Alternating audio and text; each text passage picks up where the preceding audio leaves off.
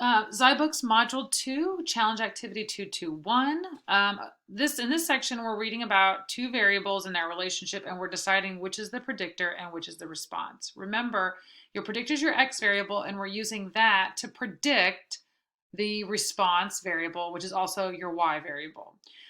So it's important to kind of understand the context, like which variable are you using to predict which. For example, let's look at something like temperature and number of cold drinks sold that day. I wouldn't use the number of cold drinks sold that day to predict the temperature as like from a business need. I would want to use the forecasted temperature that day to predict how many cold drinks will be sold. You know, for example, if you work a lemonade stand, you're going to need to have a higher supply in the summertime than you would in the wintertime. All right, so let's go look at these variables. We have a gardener wants to determine the relationship between the hours of sunshine a plant receives and the number of fruits. So in this case, we wouldn't use the number of fruits to predict the hours of sunshine. We want to know how much fruit we're going to get. So our predictor variable is going to be the hours of sunshine, and we're going to use that to predict the number of fruit. All right, that's expected. Again, the number of fruits is the dependent variable that's dependent on the independent variable x.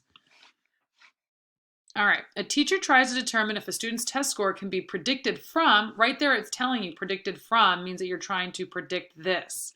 So we already know that our response variable is that test score. So predicted from the number of hours spent studying. So we know that the hours of spent studying are used to predict the test score. Let's check that. It's expected. See how it says expected and it gives you the correct answers and a little explanation of what, similar to what we just said. A librarian examines the number of books checked out of the library and the number of rainy days in a month. Well, I wouldn't really want to predict the number of rainy days in a month using library books. There's not that much of a information there. However, if I was a librarian and I wanted to know how many people I'm going to have coming into the library and checking out books, I might be able to use the number of rainy days that month to predict, or that are forecasted to predict that. So that means our predictor variable, our X, would be number of rainy days, and our response variable, or Y, would be number of books. Check. All right. So that's challenge activity 2.2.1. If you have any questions about that or anything else, let me know.